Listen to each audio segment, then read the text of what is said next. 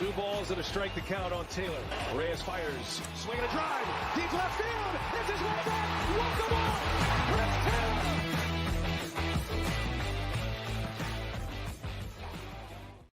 What's up, everyone? Welcome into DodgerHeads Live, presented by DodgerBlue.com, part of the Blue Wire Podcast Network. My name is Jeff Spiegel, joined today by both Matt Moreno and Blake Williams. Big show for you tonight. We're going to talk starting pitching. We're going to talk bullpen. We're going to talk some milestones. We'll get to some live question and answer as well. But Matt, I'll start with you. A 3-4 week for the Dodgers. Things were going so well. Is it time to panic? Is the season over with? They had an under 500 week, Matt. Season's not over yet, but they're definitely trending in the wrong direction. And obviously there's plenty of time for them to turn it around. But for right now, for the upcoming week, there's some reason to be a little worried. Blake, NL West lead down to 1.5 games. The Diamondbacks coming on strong. Was this a mirage the last few weeks of the Dodgers actually winning games? Are we back to below 500 baseball here for the foreseeable future? I feel like they're kind of in between what we've seen in the recent timeline. Like, they're not as bad as they've been, and I don't think they were as good as when they were playing 600 or 700, whatever they were. So I think we're kind of evening out now against better opponents, and probably moving forward, we're going to see more of like a team in the middle of where they've been. Yeah, I've joked on this show that how they do on Sunday is pretty much the single biggest determining factor about how I at least feel when we come on to this show. Of course, today was not a great day. I'm not feeling great after what we just saw, but this past week, they take 2 out of 3 from the Twins at home. Then they head on the road to face the Cardinals, who, look, you can look at the record, and they're terrible when you look at the standings. They've won 8 of their last 10. They're one of the hottest teams in the league. The Dodgers go and lose 3 out of 4 to them. And again, we're going to talk pitching. That's going to be basically most of the show is the starting rotation and then the bullpen. But, Blake, they allowed 48 runs in 7 games this week. They had games where they allowed 6 double-digit runs twice. In a 7-day stretch. Not awesome. And all this, by the way, heading into a week, which we'll talk about, against 2 of the best teams in baseball. And so after so many positive weeks, Blake, that it seemed like they were stacking, all of a sudden things kind of came off the rails. So let me ask you, I think you could frame this positively and say, look, you go on the road to the Cardinals, who have been one of the best teams in baseball over the past couple of weeks. You lose 3 out of 4. It happens. They were 3-4 this week. It's fine. Like, you're not going to win, 90% of all of your games. Or the flip side is kind of what I hinted at earlier. Hey, maybe you believe that this team, it was a little bit of a mirage. It was smoke and mirrors that they were getting by. And now the real Dodgers are starting to show up. The bullpen imploded once again. The starting rotation, Clayton Kershaw looks old. Guys are getting hurt. Rookies are about to get called up. And all the people that were panicking and my hot take that the Dodgers were going to be fine, those people might actually be right. Well, it's a small sample size because really we're only talking about a 4-game set against the Cardinals where they didn't look good. But how do we not overreact to such a bizarre series in St. Louis? How do we just flush this one, Blake, and move on with our lives? I mean, I think you have to start with remembering it's a 162-game season, and a week isn't going to make or break their season. Usually, it might be a little tougher this year with them being a less talented team and some of their opponents being a little better. But they have a long season to go, and you always see the ups and downs in baseball. Even last year when they won 111 games, you saw some series where they just didn't look as amazing, and it just happens. I don't think there's too much to worry about, but there are some questions that they will need to address moving forward. Matt, if we just get a normal ball 4 call or non-strike 3 call against Mookie Betts, who knows? Maybe we're talking about a 4-3 week. They split against the Cardinals. And I honestly feel like the mood would be a little bit different if that had happened. One small change, one correct call made. I mean, heck, Will Smith, the pitch that he struck out on was a brutal one as well. So one of those things go the other way. All of a sudden it's a 4-3 week. They split with the Cardinals on the road, and that's kind of a positive. Yeah, I agree with you. But then also, kind of playing devil's advocate a little bit. This is baseball evening out. I mean, They were on the verge of losing a series to the Padres down in San Diego when Mookie hit the home run off Josh Hader in the 9th inning, and then the Dodgers went on to win in extras. And so you don't want to see it evening out with umpires, heavily involved on calls that are so clear. If it's a legitimately borderline call that goes against the Dodgers, that sucks. You take it. You probably get a bunch that go your way. But when it's so obvious obviously a ball or not or obviously a strike and call the ball, Yeah. whatever the case may be, depending on whether the Dodgers are pitching or hitting. That's what I think really hurts. But, to Blake's point, it is a long season, and there's plenty of time for them to get it turned around. I did laugh, by the way, that good for Max Muncy getting himself ejected today, getting his money's worth at the umpire who blew the call last night. I just laughed that he was mad about a call that was definitely a strike. One pitch after, he definitely should have struck out on a pitch that was in the strike zone and called the ball. So it was like one of those, like, you know what? I like the idea here, Max. Maybe this wasn't the right time to just go ballistic on the umpire when he actually makes the correct call 30 seconds after bailing you out. But, hey, he got his money's worth on that one, and they got a chance to yell at the umpire that they felt like cost them last night. So let's dive into this. Let's talk about the rotation, because this is the big talking point this past week, the past couple of days. And I think the big question is it time to panic about the rotation? If you haven't been paying close attention, Dustin May went on the injured list, is expected to miss at least a month. I would guess it's probably 6+ weeks for me.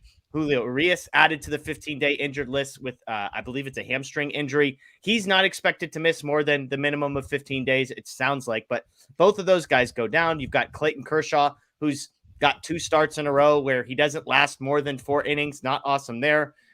Those are 3 guys. We haven't even gotten to Noah Syndergaard yet, who's still in the rotation, actually pitched okay this week. But there's a lot going on. So let's kind of piecemeal this together. Let me start with a positive, because I didn't mention one person's name there, and it's somebody who's actually a very positive thing that I don't feel like anybody's talking about. Tony Gonsolin has been freaking awesome for the Dodgers this year. 24 innings pitched, just 3 earned runs. How about this? Just 13 hits allowed in 24 innings. And I would say we should be surprised, Matt, but this is basically what Tony Gonsolin does every single time he pitches. Walks are a little bit of an issue. He does not allow hits. He does not allow runs. Somehow he continues to do this. And the most convincing Dodgers win of the week was a 5-0 game in which Gonsolin started. And so give me your impressions of Tony Gonsolin. And again, a guy that in the midst of a moment where it feels like all of the Dodgers guys they felt like they could count on, May, Urias, Kershaw, are struggling. You've got a guy like Tony Gonsolin who is pitching incredibly. Yeah, he's kind of, like you said, he's kind of flying under the radar. And I think that tends to happen when, a lot of other things are going wrong. For Gonsolin, he's certainly been impressive. I've been, I think, most impressed by how quickly he sort of settled in, considering his rehab, a quote-unquote rehab assignment just ended up being 1 start because of what happened with Michael Grove and his growing injury. I think what I would like to see from Gonsolin still, though, is improving how efficient he is or hasn't been, if you want to look at it that way. And, some of that is the walks as well. But, it's also kind of just the kind of pitcher he is. Like, he sometimes will work himself into trouble, but then he'll get himself out of it, more times than not without allowing a run.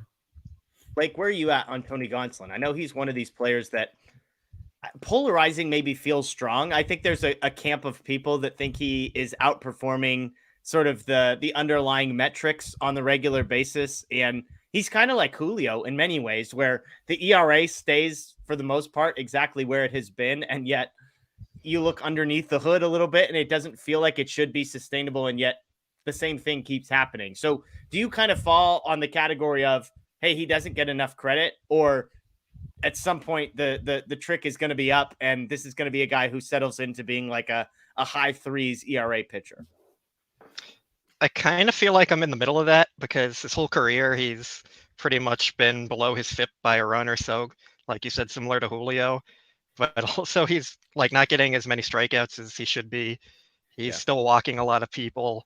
And I think the start before his last one, he was giving up a lot of hard contact. So when you're not limiting hard contact, you're not striking people out and you're walking people, I think that's kind of prone to regression for any pitcher. But he's kind of done it his whole career, where he's just been pitching below his analytics show that he should be at. So yeah, it's hard to like totally give up on him and not fully believe that he can be a top of the rotation starter. But there are some concerns there still. And I'm curious, Blake, just piggybacking on that, this is a guy who missed, spring training, missed the beginning of the season with a weird ankle injury. As you talk about the strikeouts, as you talk about the walks, I'm curious, do you think any of that is related to the fact that he's maybe still getting his legs under him He had an abbreviated rehab assignment. He's still sort of seemingly building himself up. I think he got himself up to 85 or 90 pitches in his last outing. Do you have any sort of confidence that, hey, as the season goes on, the strikeouts will tick up, the walks will tick down? Or do you feel like, hey, this is kind of who he is? He's had enough of a buildup, and if he was going to sharpen some of these things out, they would have already been ironed out. I think he'll improve a little, and there's probably some truth that he's still rehabbing and building himself back up. But he's never really been a strikeout pitcher either to begin with. So I think last year he was at a 23% strikeout rate, and this year he's at 20%. So it's not a major difference. So I think it's more so who he is than the rehab, but there might be some truth to that as well. Okay, well, we move on from the singular positive thing that we have to say about the Dodgers starting rotation to where things have gone a little sideways for the Dodgers. Matt, let's start with Dustin May. He throws just one inning this week. He comes out of the game. Immediately, it's like the worst case scenario. It's the elbow and the Tommy John side of his, the same arm he recently had Tommy John surgery. The good news is there's no tears. The scans came back good. The bad news is apparently he's been pitching through pain throughout his rehab. Assumed it was normal. It's very much not normal. He's getting an injection of some sort. Matt, what can you tell us is kind of the latest on Dustin May and what is a reasonable timeline to expect when the Dodgers might see him again? Yeah, so Dave Roberts did confirm the reports that he is getting a PRP injection, which is to kind of promote healing in the area. And they obviously hope to avoid surgery. That's not something that at least publicly has been discussed as being on the table, as potentially even necessary. So that's encouraging. And, his UCL does seem to be intact, which is another positive sign. But still, Dave Roberts has said around/at least a month, and I think that's honestly being optimistic. If anything, the Dodgers will certainly take a more cautious approach, I think, and err on the side of caution and drag it out a little bit longer just to make sure that there isn't necessarily, a setback if they bring him back too soon. And then you lose him for, the second half of the season and the home stretch going into the playoffs and all that. I think for me, looking at the situation, sort of the wild card is what you just alluded to, is that he's had this soreness since his rehab, which I'm not a doctor. Like, obviously, like these trainers cleared him to pitch, but how he got through a rehab assignment, made starts last year, was penciled in to be in the opening day rotation this year, all with this soreness existing, honestly is shocking. I don't understand it. I'm sure there's some sort of explanation for it. They haven't given one, but how that was the case, I have no clue. Why they didn't, maybe shut him down for a week or two, even 3 weeks, to just let that go away. Yeah. Blake, how big of a deal is Dustin May being out for the Dodgers? I mean, we know he's had some injury issues, but how big of a concern is it for you that the Dodgers are going to have to be without Dustin May for at least the next 4 to 6 weeks is the timeline we've been given? I think it's a pretty big deal. He was one of their more consistent pitchers, and he was looking like he was kind of on the upswing before he got hurt. So it's always a concern when you lose a starting pitcher, and especially one at the top of your rotation. I think my major concern is that it's probably going to be more than a month. I know Dave Roberts said he's hoping a month, but the Dodgers are not always the most honest about their injuries and tend to take the optimistic approach, and then it ends up they're down the line and they're missing 6 months or whatever. So I'm not saying that's going to be the case with Dustin May, but I'm just not sure we can actually trust that he'll be back in a month. Oh, come on, Blake. When have the Dodgers ever told us anything untrue about injuries or withheld very important information in injury updates? I can't ever remember that happening. Yeah, can't think of a single case. Well, the second piece to this is just, within 24, 48 hours of Dustin May going on the injured list, Julio Urias pitches. He ends up on the 15-day IL after his worst start of the season, six earned in 3 innings. It was his second 6 earned run game of the season. He also has a 5 earned run game. He's got a 4.39 ERA on the season. Again, the good news here is that this is expected to be a shorter stay. What do you make of this, Matt? Is this a guy struggling who just needs 15 days and they say hamstring, or is there a real injury going on here? I think there's a real injury. Maybe if Dustin May was healthy, you might be able to convince me otherwise. But the current state of the rotation and the way things have gone, I don't think they're going to be playing any games right now, particularly with, the Braves and Rays coming up on the schedule, which I know we'll get into later. On one hand, maybe this sort of explains his rough outing against the Cardinals, although, he's had some home run troubles in the past, and that's kind of what got him again. I think what's odd about this one is there was no disclosure of of any sort of hamstring, not even tightness or, Dave Roberts, one of, I don't want to say his favorite thing to call him, but of a familiar refrain from the Dodgers with hamstring injuries are, it was a cramp. And then, we're going to see how he feels the next day. There wasn't even any of that. And I don't expect Julio to disclose it himself because he's a competitor. He's not going to use it as an excuse. But typically, if Dave Roberts knew that was something that was going on, and to give him the benefit of the doubt, maybe he didn't at the time of speaking with media after that loss. So that, I think, was just what was really weird. Was it literally came out of nowhere. Yeah. Yeah. And I mean, again, Blake, we're talking now about two of the three best pitchers the Dodgers had in a rotation that for most of the year has been shrouded in question marks. Tony Gonsolin misses the beginning of the year. We know Syndergaard has not been good. So Gonsolin trending in the right direction. Syndergaard, I would say, kind of holding steady at not a positive place. And then all of a sudden, May goes down, and then Julio goes down, who, if we're being honest, and I know there's people in the chat saying Julio isn't an ace. He's the ace of this team. He's the number one guy who's the workhorse, who has put in the most innings multiple seasons in a row and has been in Cy Young contention, yada, yada, yada. So now not only do you lose Dustin May, Blake, who you said has been one of their most consistent guys, but then you lose Julio as well, who, while he has struggled this season, has been Mr. Consistent for this team over the past few seasons. So if the May one is a pretty big deal, are you less concerned about Julio because it's only a 15-day stint? Are you more concerned about Julio because not only is it a 15-day stint, but he's also got a 4.4 ERA on the season? Give me the whole total package view on Julio. I think I'm less concerned about it with Julio because they've said he's going to come back. As I was just saying, we don't know how truthful they are about it, but it's different than when they're saying he's going to miss a month for sure kind of thing. So there is some more optimism there. And then regarding his struggles this year, I think he was due to pitch a little better. His home run per the fly ball ratio is 20% or something crazy like that, which is just unsustainable. And his career mark is near 10%, which essentially means every time, or 2 out of every 10 fly balls he allows is a home run this year. And that's just not going to keep up all year. I don't think any pitcher, no matter how bad they are, is going to have a rate that high. So there's reason for optimism with Julio when he comes back. So as long as the injury isn't anything major, I expect him to be better. Yeah, Matt, is now the time to send Scott Boras a contract extension? Yeah, maybe. I mean, if we'll have to check with our guy Scott to see what the Dodgers' offer should be for Julio. Yeah. Yeah, I mean, looking at Julio's metrics real quick, by the way, I mean, 78th percentile in average exit velocity, 70th percentile hard hit rate, 88th percentile in walk rate. Those are some of the positives. All the expected numbers, the barrel rate, they're all average to below average. So kind of a mixed up year to have average exit velocity be a good stat for you, walk rate to be a good stat for you, and everything else to be average to below average is just kind of a weird one. Well, let's unfortunately not stop the bad news here because we're not talking about injuries, but we are talking about another pitcher who's struggling for the Dodgers. That's Clayton Kershaw.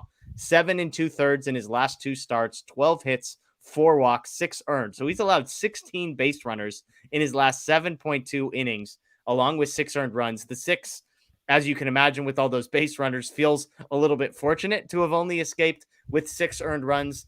Matt, what have you seen from Kershaw? Anything that is, I mean, when you get a guy who, and I know his age doesn't necessarily look like a guy who's at the end of his career, but just as you follow the trajectory, the velocity is dipping, all that kind of stuff. This isn't, Verlander's pitching at 40 or 42, Scherzer, these guys. Kershaw, we're not expecting him to pitch deep into his 30s. You can already see that the stuff is diminishing and he's having to rely on a different style of pitching. And I want to be clear, he has been incredible at it. I just think at some point, it feels like that's going to change. At some point, being able to pitch with lesser stuff is going to create some challenges. Have you seen anything, Matt, that makes you believe this is a materially different pitcher than the guy who was the pitcher of the month to start this year? Or is this just a blip in the radar, a couple bad starts, nothing to worry about? Yeah, I think it's just a couple bad starts. And honestly, for me, explained by his mother passing away. Yeah. And, it happened last Saturday on the 13th, and he pitched a few days later, which frankly, I was a little surprised that he wanted to make that start against the Twins, but, credit to Kershaw for wanting to do that and be there. And he made that one. And I thought, okay, now he'll go in his bereavement, and he didn't yet. He made the start against the Cardinals and sort of struggled then. And so I think honestly, I think it's just been weighing on him, even if he, is trying to sort of compartmentalize everything, and even, he might feel like he's okay, like something, could be lingering kind of subconsciously, and it's affecting him. And I think that's what we're seeing. And I know now the plan is for him to go on bereavement. My guess is it'll probably start Monday, if not Monday, then Tuesday or so, and then he'll be back Saturday to make his start against the Rays. Yeah, absolutely. And that's, sometimes there are exterior circumstances that you can point to and say, and look, Clayton Kershaw would never say that, right? Like he would never say, hey, I'm struggling because of this, but it's a reminder that athletes are all humans, that the same things that any one of us would feel when we experience tragedy, he's going to feel those too. And it's really hard to compartmentalize. No matter how hard you try, those aren't things that you can just, ignore for 2.5 hours because you're starting a baseball game. Losing somebody as close to your mother, I would imagine. Thankfully, I haven't been in that position personally, but I can only imagine how much that would impact day-to-day life, not just for a week or 2 weeks, but for a long time. So I'm glad Kershaw's getting a little bit of time away this week. And again, these are all his decisions to make. So none of us are here to judge or say you should do this or you shouldn't do this or whatever. But I'm with you. I mean, Kershaw has had moments in both of these starts where he has looked like his normal self. I think he had one inning today where it was like he was one pitch away from getting out of it. And then all of a sudden the number 9 hitter has like a 3-run double and things bust wide open. And so, yeah. So like you said, has he said, Matt, like with the expectation that he goes away, is he expected to miss a start? Are they going to skip him one time in the rotation? No, he'll be back. He'll be, the plan for now, at least what Dave Roberts made it seem like when he was speaking with media, was that Kershaw would be back Saturday to make his normal turn in the rotation. So he's getting an extra day of rest because there's an off day this week. Yeah. But other than that, it's kind of business as usual. And with the bereavement leave, he has to just, be away from the team a minimum of 3 days, but no more than 7. So like I said, whether it starts Monday or Tuesday, like there is a little bit of wiggle room to let him go on the leave, let him be with his family, and then come back in time to make that start against the Rays. Got it. All right. Well, the last member of the rotation before we get to some of the young guys who maybe are the upswing in this conversation. We're still, I don't know if we're rock bottom yet, but Noah Syndergaard. Let's talk Noah Syndergaard, Blake. I'll say this. Someone was complaining about Noah Syndergaard's start this week. I was like, geez Louise, what are you expecting? 4 innings, 2 earned? That's like a great start from Noah Syndergaard. I'm thrilled if he gives me that every 5th day. I'm happy. 4 hits, no walks, 5 strikeouts. Blake, that's like on the scale. If we're grading on a curve compared to Noah Syndergaard's other starts, 4 innings, 2 earned runs is like a B+ at worst, right? Yeah, I mean, I'm not expecting much from him at this point. I don't think many people are, and probably not even the Dodgers, but they kind of need him just to fill innings in the rotation with all the other injuries and struggles they have going on. Like, we all know the bullpen's overworked, so whatever they can get from him where he isn't terrible is a positive. And that's just kind of where we're at with him until they get some guys healthy and maybe make a trade when they can finally replace him. I mean, Matt, where are you? Again, 4 innings, 2 earned runs. If I told you could get 4 innings and 2 earned runs from Noah Syndergaard every 5 days for the rest of the season, I'd be thrilled. Yes, but against the Cardinals, he was 1 inning away from giving another quality start, which I don't know how he's gotten there, but I think he's done like 3 quality starts in his 9 or 10 outings so far this year. It looks a little wonky sometimes, but he, like Blake said, he somehow will get you through a game for the most part. And the Dodgers are in a position right now where they need. Frankly, they'll take 5 innings from any starter at this point. I mean, that's how bad this past week was. Yeah. And I think with, Syndergaard, it is what it is. He hasn't been able to find, kind of whatever, or at least lock in whatever he's sort of looking for with any semblance of consistency. I think we see it in stretches. But, it's basically your number 5 starter. I think what makes this situation so glaring, like we've discussed in the past, is that the Dodgers have a long history of really helping pitchers kind of refine things, make small adjustments, and take off and have career years. Yeah. And for whatever reason, that just hasn't happened with Syndergaard. Yeah, and let me clean something up. He made 2 starts this week. The first one was 4 innings, 2 earned runs. The second one was 5 innings, 3 earned runs. So, I mean, you got 9 innings, 5 earned runs. You got a whip of 1, a strikeout rate of 9 per 9. I mean, come on. Look, I'm not saying Noah Syndergaard's good, just for those in the comments who maybe aren't familiar. I'm just saying this is like people are complaining about Syndergaard, and I'm like, this version of Syndergaard, I'm like borderline excited about based on what we've gotten in the past. Again, 4 innings, 2 earned, 5 innings, 3 earned. Like, at least the Dodgers are in those games if that's what you're getting from Syndergaard. It's awful for your bullpen. It puts a lot of stress on the offense. Of course, nobody's saying that. I just joke about we're all sick of Syndergaard. We're all kind of over it. I think we're not seeing the changes that we would have hoped to have seen. And so, yeah, there we go. Okay, let's flip the script. Let's climb back up the mountain and talk positivity here, Blake. I'll start with you. Monday night, Gavin Stone starting for the Dodgers. Tuesday night, reports came out that Bobby Miller will be starting for the Dodgers. Let's start with Stone. We know he didn't have a great start his first time out. Since then, he went back to AAA, 11 innings, 3 earned, 14 strikeouts in 2 starts since then. This is the Dodgers' number 2 pitching prospect. He's a top, basically 50 guy everywhere you look on every list. Are you expecting a different version of Gavin Stone? Obviously, playing against the Braves, who we'll talk about in a few minutes, is not the softest landing spot on the road there. But are you expecting an improved version of Gavin Stone from what we saw last time? Yeah, I think just having the experience and kind of knowing what to expect this time, he'll probably be a little more calm and settled into it. So we'll probably see more strikes and maybe a little more efficient as a pitcher.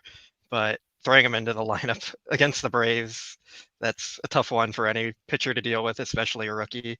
So I'm not sure the results are going to be a lot better, but I think just by the eye test, he'll look better. Yeah, and this, excuse me, this is Dustin May's spot in the rotation, Matt. Where are you at on Gavin Stone? Do you think this is ahead of schedule for a guy like him, or do you think he's ready for this moment? Both, I guess. I think he's ready for the moment. I don't think he's like afraid of it. Like Blake said, I think it certainly helps that he's already made his MLB debut. And so some of the nerves that come with that aren't going to necessarily be there. It still is only his second start. So I imagine there'll be some butterflies, and you are facing the Atlanta Braves, which have a very talented lineup, and it is on the road. But, I think he is sort of ready for this situation. Ultimately, I think Monday's start in Atlanta is going to sort of end up being a push compared to how his debut went. Yeah. Maybe, like Blake said, you'll see, more pitches in the zone type thing, but the end result, I think, will be sort of similar. Like, I'm not expecting him to go out there and just, throw 5 shutout innings by any means. And honestly, if he can get through 5 innings, period, even if he allows 5 runs, the Dodgers will take it at that point, because their bullpen is just in a bad shape right now. Yeah, absolutely. Well, piggybacking after Stone on Tuesday, the news was announced, and this was a surprising one, is that Bobby Miller, who is the Dodgers' number 1 ranked pitching prospect, another guy who's a top 25 to 30 prospect, basically everywhere you look. Matt, I'll come to you first on this one, because speaking of the Dodgers giving us information that is either entirely wrong or at best case scenario, entirely misleading, Bobby Miller's promotion comes within 3 days of Dave Roberts saying that he wasn't ready for the major leagues. Like, how do you make sense of that? I don't know. On one hand, I feel like, okay, like they weren't expecting the Urias hamstring injury. And so, things change, and the Dodgers want to, one thing that they have at least put out is their approach isn't to be, so set and rigid, that they want to be flexible to different things. And this sort of falls under that, but also there are technically other options that they could have turned to if Bobby Miller really isn't necessarily ready for one reason or another. But here we are, and I guess it's it can't get much tougher, I don't think, than facing a lineup like the Braves on the road for your debut. Yeah, Blake, I'm looking at this comment from TQT. They slow played Miller, yet are now bringing him up after 4 starts. They're desperate. Bobby Miller was kind of shut down basically in spring. He told us when we interviewed him, hey, I'm fine. And then wasn't pitching. They did slow play him, and now they're here. Do you agree with the comment here that this is a desperate move by the Dodgers? I think it's hard not to agree with it with the state of where their pitching staff is at right now. I think their plan early on, we talked about it before, was kind of to limit Miller early so they would have him later in the season and kind of build him up for the stretch. But to have him up at this point, I think we all would have agreed if he was pitching in May that things would have been going terribly wrong for the Dodgers. And that's kind of what's happening right now. They don't have many healthy pitchers. They're fresh pitchers. Pretty much everyone's overworked. They're just not performing. And I was a little shocked they didn't go with someone like Landon Knack, who may be a little more ready, just control-wise, and he's a little older. He has a little more experience pitching already. So that was a little surprising to me. And I think maybe they're just looking for some kind of spark and bringing up their top prospect, like can kind of hype the team up a little maybe. And he has all the potential to be an ace, but we just have to see it first. Yeah, look, you could make a compelling case that Bobby Miller is 9th on the starting pitching depth chart for the Dodgers. But right now, they've got 2 of their starting 5 are on the injured list. Number 6, Ryan Pepio on the injured list. Number 7, Michael Grove just completed his first rehab assignment. Number 8 is Gavin Stone, who's pitching on Monday. And then Bobby Miller would be number 9. Miller does have over a guy like Knack. He's at AAA at least. Look, the Dodgers AA rotation, just as an aside, is like so stupidly good right now. If you missed my conversation with Justin Lorber earlier, you should go watch it. They have like 5 guys who could be dudes currently pitching on that AA team. But Bobby Miller's the guy. I see some people in the chat commenting. It's been a weird start to the season for Bobby Miller. He's only made 4 appearances. The first few were not good, but his last one was his best. 6 innings, 2 hits, 1 earned, 1 walk, 6 strikeouts. He had just 5 innings pitched in the previous 2 starts combined, which hadn't been good. So, Blake, I'll come back to you quickly. What are the expectations for Miller? You mentioned it. The fastball is like 100 miles an hour, and he keeps it deep into games. He's got the best stuff in the Dodgers organization. If you're talking about the sort of the prototype of what you would want a number 1 starter to look like as far as their arsenal, Bobby Miller seemingly has all of that.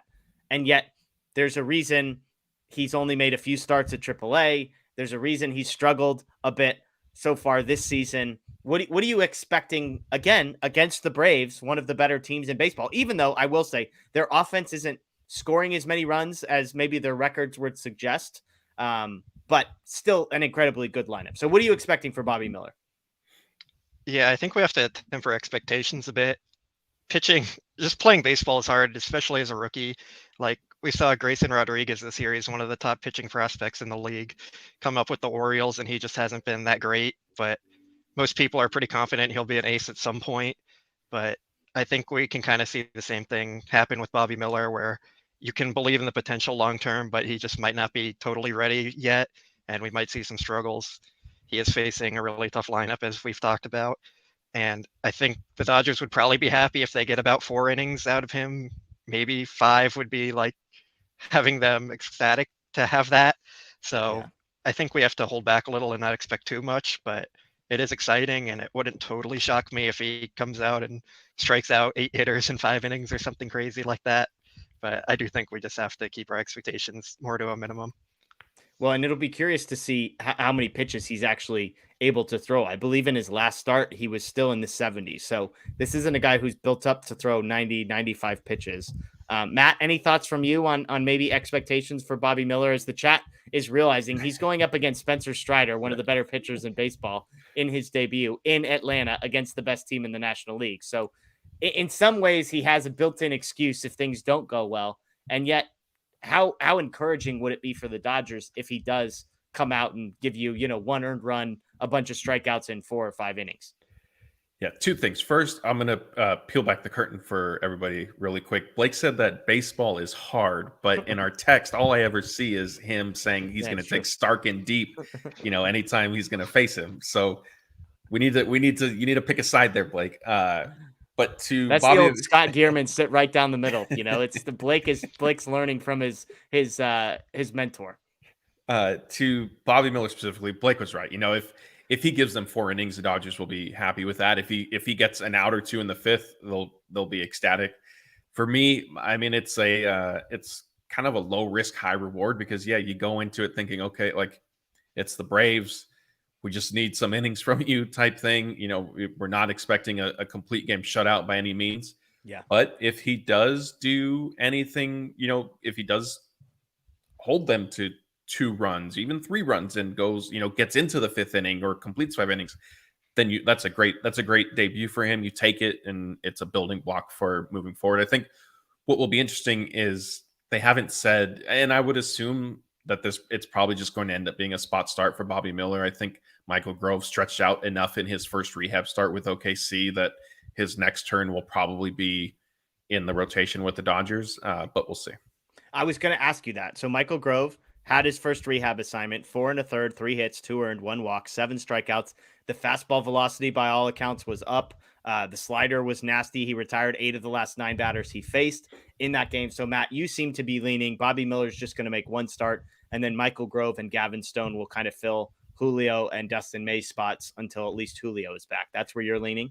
Yeah, that's my guess. I mean, I get, if Bobby Miller somehow, goes out there and pitches 5 shutout innings, maybe that buys him another start with the Dodgers, but they typically don't operate that way.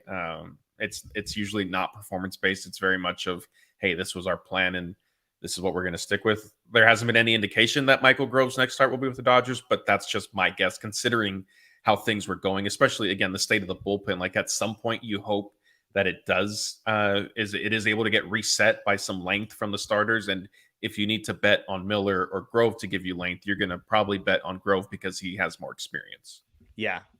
Blake, I mean, I almost wonder if it's who pitches better, Monday or Tuesday, and whichever guy pitches better gets another start and Grove takes the other one.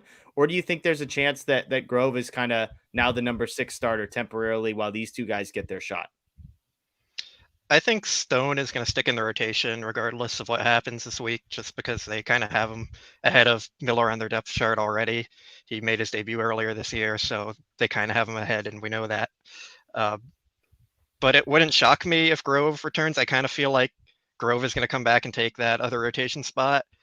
But on the other hand, I could see them putting Grove in the bullpen just to give them some length as an option there. But I still kind of feel like Grove is going to be the guy who takes over for Miller after this start. Okay, we're going to play a little game here. 4.2 innings pitched. Matt, for Gavin Stone on Monday, are you taking the over-under on 4.2? And pokes in the chat, you can answer this as well. Over-under, Gavin Stone, does he get more or less than 10 outs? Was that, no, 14 outs. Oh, man. That's tough. I'll do under. Under. Blake? I'll say over with 5 innings right there. Okay, I'm going over on Gavin Stone. Matt, same question, Bobby Miller. Under. I'll revise. Can I push on the first one? Jeez Louise. No, Scott Okay. Gearman's not here on the show, so we're not. Right. It's like, what is this? All this middle stuff. I'm under on both of them then. Okay, Blake? Yeah, I think I'm under on Miller just because we don't know what his pitch count's going to be. If he's limited to like 80, I don't think that's getting him to the 5th or 6th, so we'll take the under there. I'm going under on Bobby Miller. Okay, here's the last one. Over or under 2.5 earned runs for Gavin Stone, Matt? Over. Okay, Blake? Yeah, I think I'm going to take the over with like 5 innings, 3 runs kind of thing. Okay, I'm going under. I like Stone. I think Stone has a bounce back. I think this is kind of the breakout day for Stone. Matt, same question. Bobby Miller, over or under? I'm going to go under on this one. I think his outing is a little bit shorter, maybe, and I think his velocity sort of helps him get through a little bit of trouble. Okay, Blake? Yeah, I'm going to go with the under too there. Just 4 innings, 2 runs kind of thing.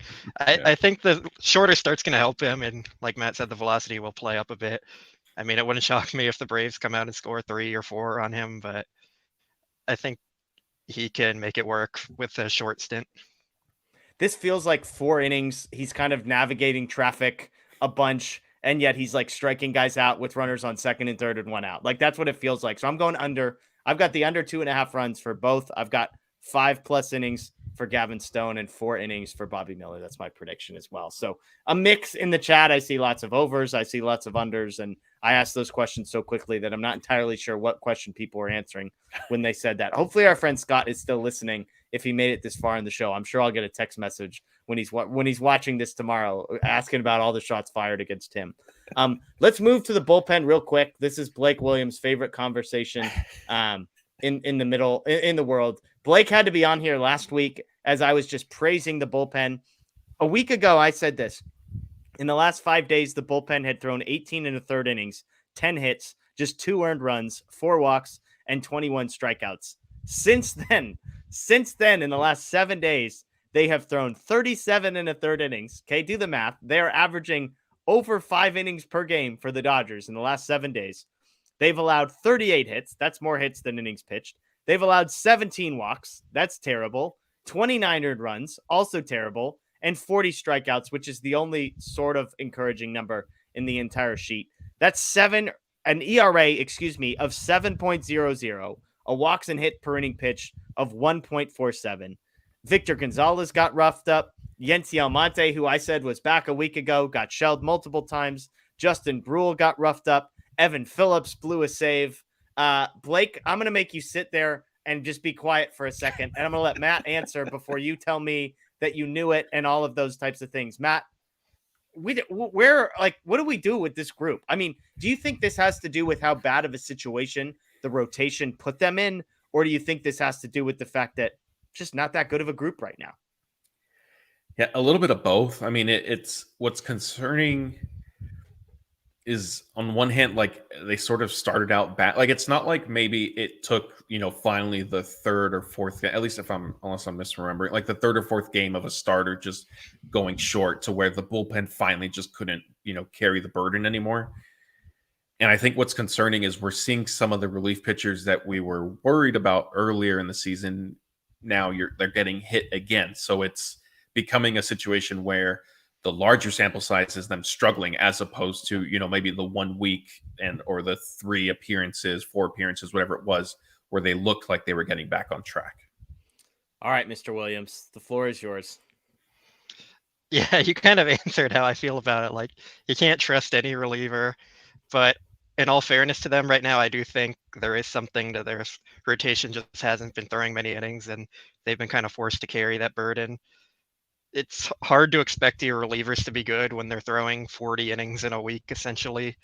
Yeah. Like, that's just unsustainable, and they need to come up with a solution for that, whether it's putting a starter type pitcher in the bullpen who can eat some of those innings when they need it or something. They have to figure something out. But then there's also just guys underperforming for the whole year. We saw a stretch of like Yency being good, like you talked about, but overall on the season, he just hasn't been good to begin with. So it's hard to like make the excuse of the starters for players like that. Yeah. But yeah, I don't, everyone who's been in this chat knows I don't trust relievers. Andrew Friedman has said the bullpen always keeps him up at night, and in the years when he's the most confident in his bullpen, they underperform, and in the years he doesn't trust his bullpen, they overperform. You just never know what you're getting with relievers. Except really quick, let's get the chat going on this one. Blake tweeted, I think it was yesterday, that the Dodgers should trade for Joe Kelly. So as much as he's saying don't trust relievers, there is one out there that he wants to see on the Dodgers. Blake? I mean, I think he'd be cheap because of his contract, and he's been pitching well. His stuff plays up. We saw him dominate in the postseason in 2018, so he kind of has that pedigree. Dodger fans already love him. And I think that tweet got like 500 or 600 likes, so I think a lot of people agree with me there. I was going to say, I'm bringing it up like in just to give you a hard time, but I don't necessarily disagree with you. I just thought that it was funny that, there is one relief pitcher out there that Blake might trust. Yeah, there you go. Yeah. I mean, and it is worth noting that not all of the runs were given up by guys that probably belong in the Dodgers bullpen. There was some Wander Suero outings. There were some guys that were left out there to die. We'll put it that way. And some, a.k.a. Phil Bickford, handled those moments better than others. But, yeah, I mean, let me just ask real quick, Matt, Yency Almonte. This is a guy that I personally root for. This is a guy who the stuff looks nasty, and yet here we are, 2 months into the season. He's got an ERA of 9.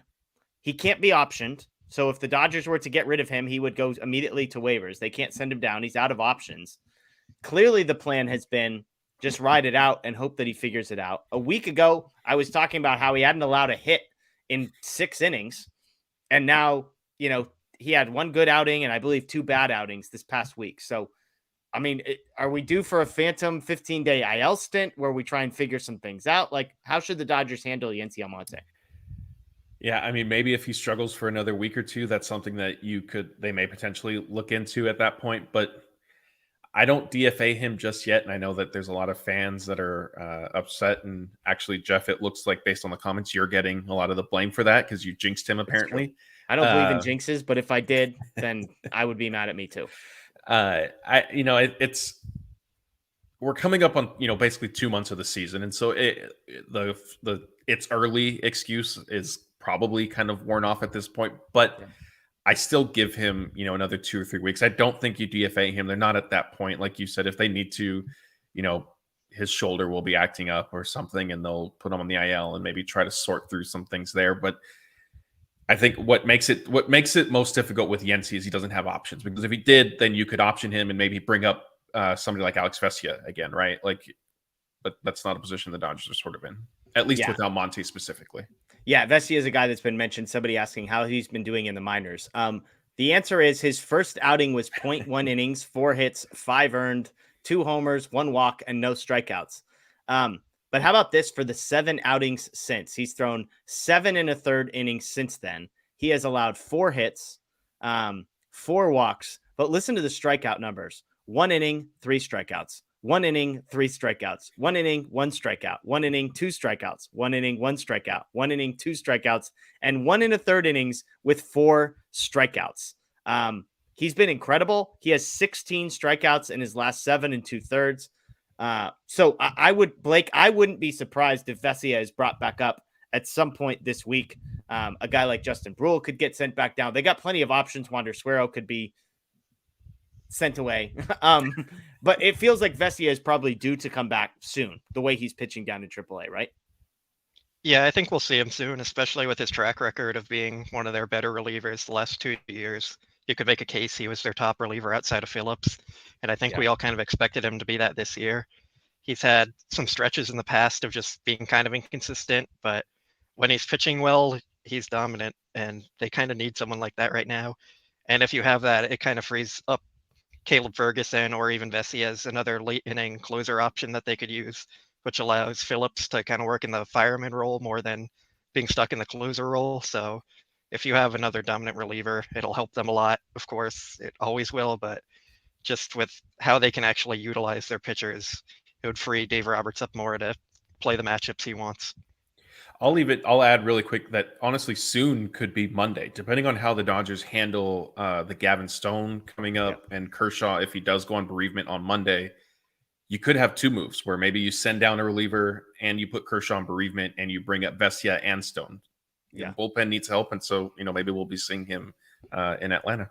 It's a great point. All right, let's get to briefly. I'll just talk about the Braves and Rays because I do want to get to some questions and we've got a couple more things on the docket. The Dodgers this week play the 2 teams with the best winning percentage in baseball. The Braves are tied with the Rangers at 630. So Braves, Rangers, and Rays actually at the top of that list. The Rays are first in runs scored.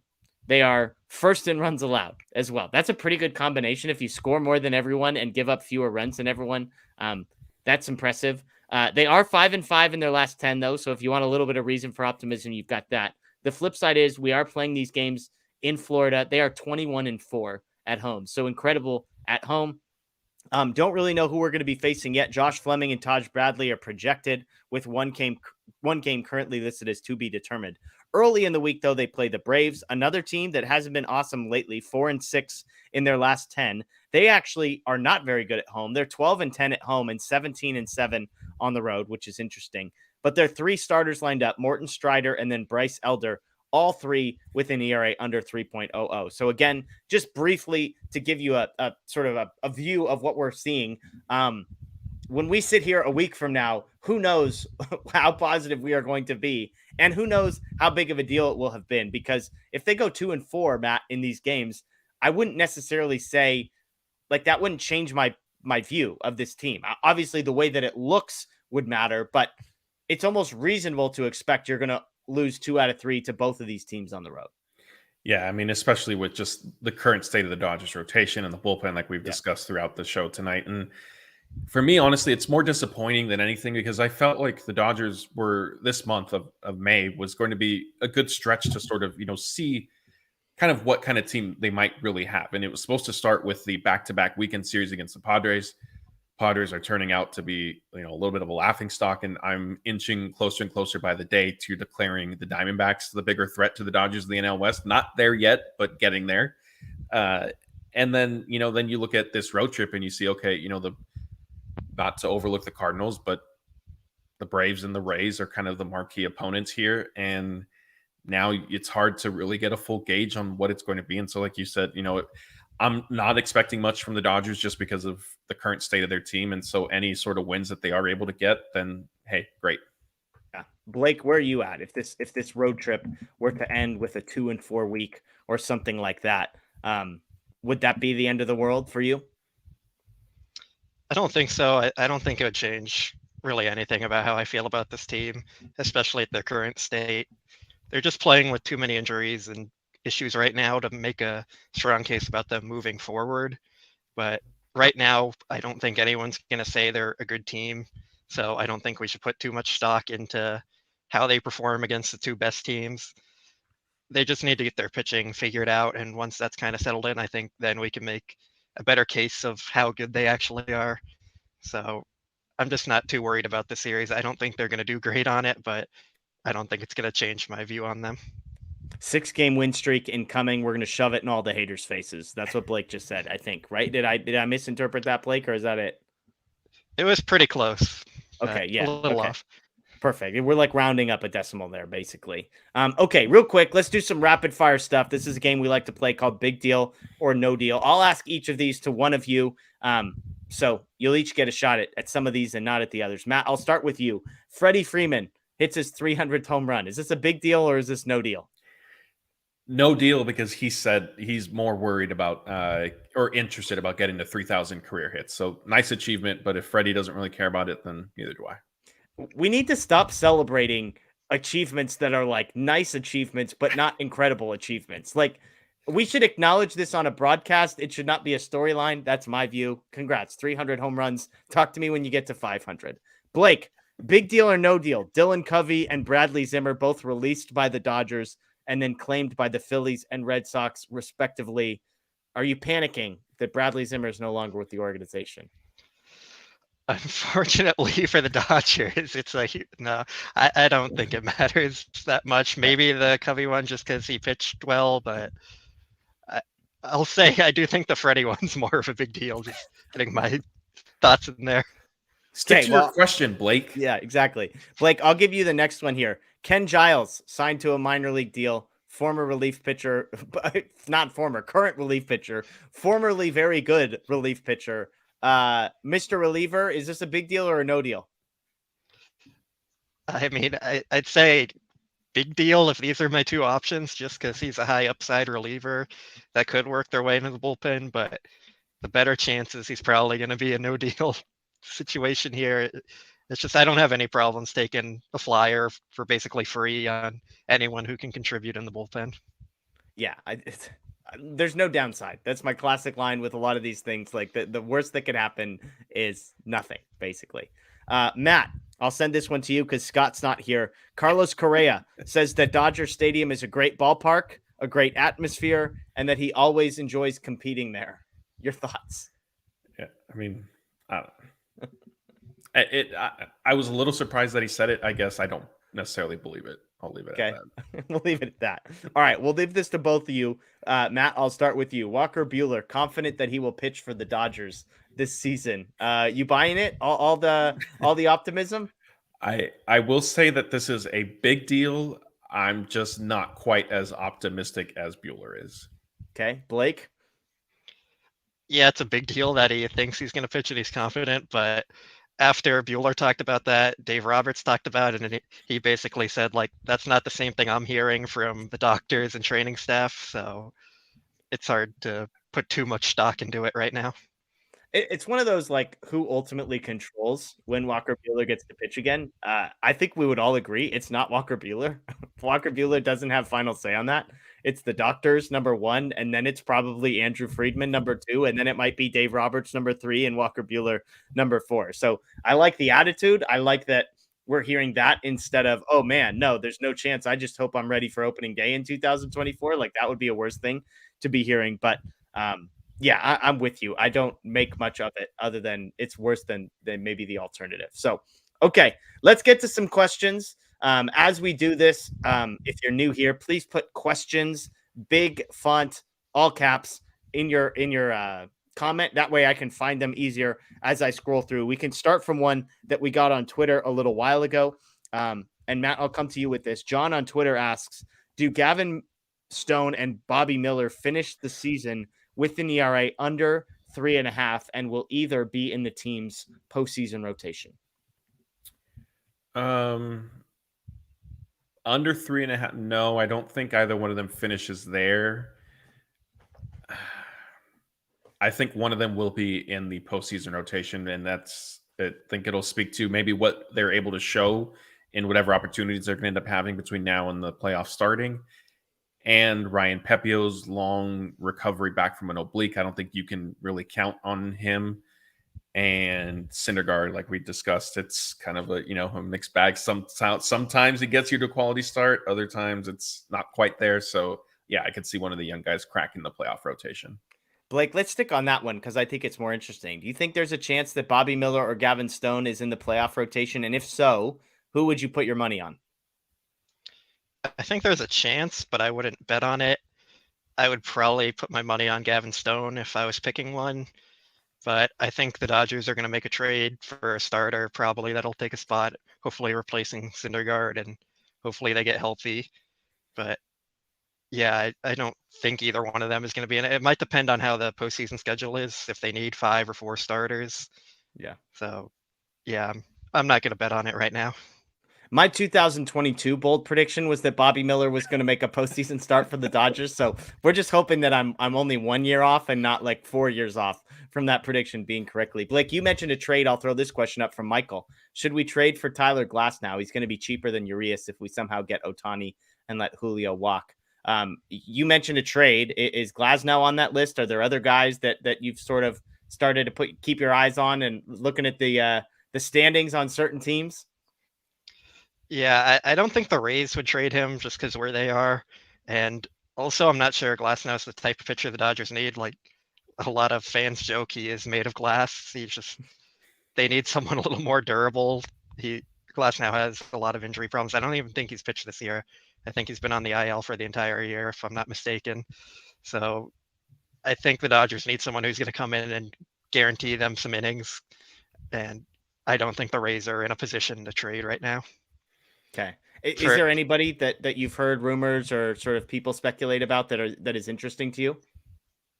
I mean, probably Lucas Giolito. The White Sox are not performing well, and they're kind of a one-stop shop for the Dodgers with Tim Anderson, Giolito, and Joe Kelly.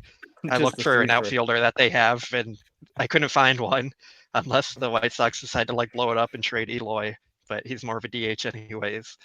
But yeah, I mean, Giolito is probably the top arm that's available, or probably will be available at this point, depending on what else happens with other teams. So he's probably the guy to keep an eye on.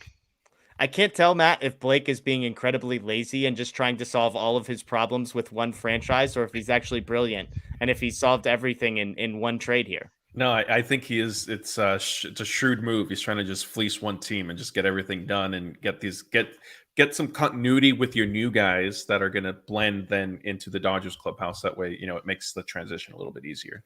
Yeah. Okay. Let's get to a couple more questions because I buried the lead here. We have an incredible food question and story to share with all of you that Blake is convinced he's going to be exonerated in this conversation. And Matt and I, let's just say, do not believe that will be the case. But a couple more baseball questions before we get there. TQTS. I was never on the Hayward train. Peralta's OPSing 570. Trace is this close to being cut.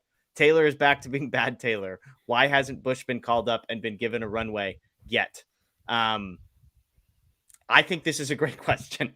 I don't know why Michael Bush isn't playing. The only explanation possible is that they have literally no trust in his ability to play left field. That's the only possible explanation I can think of for why they haven't cut bait with Trace Thompson and given Michael Busch a runway. Matt, can you think of anything else? I mean, they tend to give, I guess, veteran guys a longer leash. So maybe also a little bit of that. And yeah, other than that, I'm not necessarily sure. I mean, Bush didn't really play. I didn't think he played as much as he should have when he was up. And, I know AAA is not the majors, but if you look at how he did against lefties at the AAA level, and you look at what Trace has done against lefties at the major league level, like I think it was at least worth a shot for one game to see what would happen. But yeah, for whatever reason, they're sticking with, I think, the guys that they're expecting to really be with the team. Maybe Trace is the exception to that, but be with the team, throughout the rest of the season. I'll give Peralta this. He made a couple incredible defensive plays today. I mean, the ball that he caught going towards the side wall. I mean, Dave Roberts, I tweeted this, or excuse me, Joe Davis had like the perfect call. Like there was no give up on that route. So many guys get like 12 feet from the wall and they start making career decisions. And I'm not saying I blame them. Peralta didn't slow down for a second, caught the ball, perfect slide into the wall, stayed healthy. So that was great there. But yeah, I'm with you. I don't know. Okay, Blake, Ederico asks, should the Dodgers change their approach towards pitching because it's freaking maddening that they can't last throughout the season? Do you think the Dodgers pitching injuries have anything to do with their approach and how they bring up guys like Dustin May and limit their innings all the way through? Or do you look around the league and say, hey, everybody's actually dealing with the same problem here? I think it's kind of both. The Dodgers target pitchers who are usually injured at the time or have an injury history because their value is lower, and you can get talented pitchers at a lower value. It's something the Rays do a lot too. But at the same time, like I said it before, I'm pretty sure it's a Stan Casting quote, that pitchers break. You can't rely on like any pitcher to stay healthy, no matter who it is. So like we talked about, the Braves rotation is injured too. The Rays rotation is injured. There's just always pitcher injuries. So the Dodgers have been pretty successful over the years with their pitchers. I think we can all agree on that generally. And they usually have a pretty good rotation. So I wouldn't say you have to go blow up the whole plan. But I think this year they didn't have as much depth and they were kind of relying on the rookies more that might not have been ready.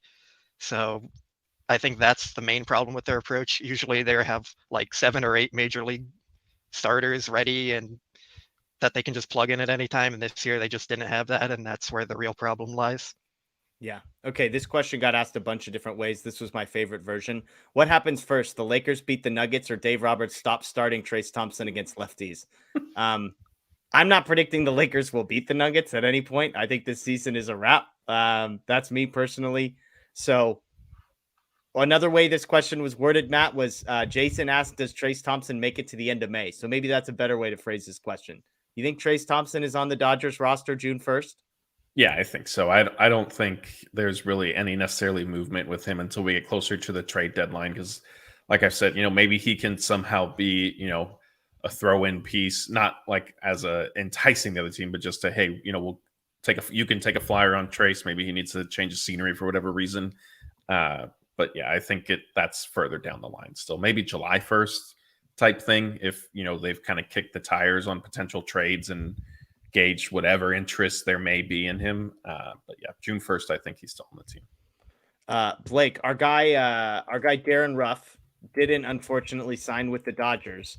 But we've got a new DFA guy who hit the market this week, who is league average against lefties. Can I entice you in an outfielder who is a league average against lefties? This would be Aaron Hicks of the New York Yankees. He is owed a crap load of money. He will not be claimed on waivers by anybody because nobody wants to pay him that money. But 103, I believe, career weighted runs created plus Aaron Hicks. Are we interested, Blake? He's no Darren Ruff, but I mean, if you can't get Darren Ruff, can we settle for Aaron Hicks? I mean, I probably wouldn't. I don't think there's much upside there. I think Jake Marisnick also got DFA'd, and he could be a potential option if they wanted to move on from Thompson. But I think their best bet is going to come from a trade or calling up someone from the minor leagues. I don't think they're going to find that guy on waivers unless it's a player with significant flaws like Darren Ruff. He's not good against anything except left-handers, which is a flaw for a player. So you need to kind of find players like that who are just going to fill a specific role. And I don't think Aaron Hicks is that guy. Matt, it doesn't appear that the comments are very No. friendly to the Aaron Hicks suggestion. Yeah, there's a lot of them that we can't put up on the screen. Yeah. But yes, the fans. I'm sort of indifferent. I similar to signing Giles to a minor league contract. Like if there's low risk, is no risk basically. But yeah, I don't think you'd necessarily be the answer. But if they tried it, I wouldn't necessarily be mad at it. I mean, it can't necessarily get any worse than what's been happening. Hey, Darren Ruff, 2 for 2 with a walk on Friday, Blake. So, these people don't know what they're missing. All right, let's get to the main course here, if you will. The first conversation that I want to ask the chat is a debate that's been happening in the Dodger Blue text message thread, which is Denny's versus IHOP. We have got one member of this panel of 3 who is firmly in IHOP camp. We have another who is firmly... Yeah, there's one person. One of you likes IHOP, and the other of you likes Denny's, right? Well, yeah, okay. I forgot. I didn't know what camp you're putting yourself in. Yeah, I'll eat it all. I don't care. Like my camp is, I would not eat IHOP for lunch. That's my camp. I would eat IHOP or Denny's for breakfast. If you said it's lunch, then I'm going to Denny's, and that's a clear one for me. We've got immediately. It's just IHOP, Denny's, IHOP, Denny's, IHOP, IHOP. I mean, this is 50-50 right down the middle. We've got Denny's all day long. I know people are saying norms. The question is not like a good breakfast place. The question is these two places is the debate. Then the conversation just took a turn in the most wonderful and terrible way possible because our guy Blake explained why he doesn't like IHOP. And the reason he does not like IHOP, because at one point, and he will give you the context here, he went to IHOP for dinner. For dinner, mind you. For dinner, he went to IHOP and ordered an item that none of us believed was actually on the menu, but is apparently on the menu. Blake ordered chicken parmesan from IHOP and decided that it was not good. And therefore, IHOP is not good. So the chicken parmesan... Okay. From I also said their breakfast isn't great either. I said their breakfast isn't great either. I haven't ever had a good experience at IHOP. But the context here is it was very late after a baseball game that we played. And me and my friend were looking for food, and we were both exhausted and tired. And like I said, it was late, so there weren't many places open.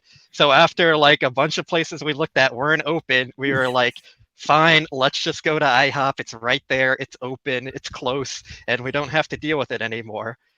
And I think in that context, when you're hungry and tired, most people will just settle for what's there. Like you're not going to go out of your way another 30 minutes to find a place that's open at 11 o'clock at night.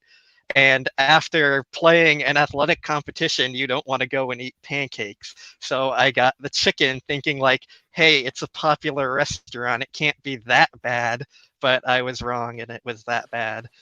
But I also have had bad experience with their breakfast. So it's not just a dinner thing. Matt, do you think anybody at that IHOP had ever ordered chicken parmesan before? You think Blake was the first? The waitress is like, I'm sorry, what? Oh, that's on the menu? Jeez Louise. Yeah. The chef's like, we got to dig into the back corner of the freezer to get this guy some marinara sauce. Yeah, there's no way. And I if you're not going to eat the pancakes at dinner, fine. But like, just get a regular burger. I think the problem too, though, is Blake is he's pro chicken, like above, steak and burgers. Like he has expressed that, but still, like you don't get crazy. Chicken parm from IHOP. But and my friend got the burger too. It wasn't good. I mean, well, but if you told us you had gotten the burger, I think we all would have said, okay, fine. I love, first of all, like the idea that because you just played sports, you can't have breakfast food. That one doesn't track. Me. That doesn't track for me either. I don't. You want protein. You don't want to go like eat carbs and sweet things. Eggs are protein. Like, bacon is protein. Sausage is you're protein. Not getting the same protein from eggs that you are from a piece of chicken. Chicken parm. Maybe an IHOP, a little chicken breast from IHOP. We don't know. This story, it's amazing to me. I love Scott on the chat was just basically like, I want to know the moment when Blake opens the menu, sees chicken parmesan and says, that's what I'm ordering. That's what I want. That sounds good. Give me some of that. It was amazing. It's just an amazing story. The only other thing I'll add here is my take, Matt, and I want to get your opinion. I would prefer, like, Denny's is a clear winner if I am not getting breakfast food. Like if it's lunchtime or if it's dinner time and I need to eat at one of these two places and they are equidistant, I'm choosing Denny's because I would trust, like some people in the chat, I didn't even know IHOP had non-breakfast food. Like Denny's is a diner, as Blake pointed out. This is the point I agree with. Denny's actually is like designed to sell food 24 hours a day. They're not just, they don't call themselves a breakfast restaurant like IHOP does. So this is the part where for me, Denny's lunch, it's not my first choice, but if like I end up there, you know, it's not the worst thing in the world. That's fair. I don't think lunch or dinner and want to go to Denny's. Like there are just other places that I'll end up at. So for me, Denny's and or IHOP are basically going to be for breakfast food only. And so in that context, I'm taking IHOP. Blake, this says IHOP used to be the International House of Burgers. Yeah, it was a fun marketing thing they did to try and get people to remember that they don't just sell breakfast food. It worked. It got Blake's friend to eat a burger. And like Blake is campaigning for the International House of Chicken. But I do have a baseball comp for this. I'm going to say IHOP. IHOP is like Javi Baez. Like people think it's good and you go and pay a lot for it, but it's just overrated. It has some flashes of being brilliance, but at the end of the day, like you're just paying for something overrated. Where Denny's is like Kike Hernandez. It's versatile. You can go there for kind of any meal you want. It's a good clubhouse guy. Like you don't go there expecting a great meal, but you're getting good value and you can have it at any time of the day.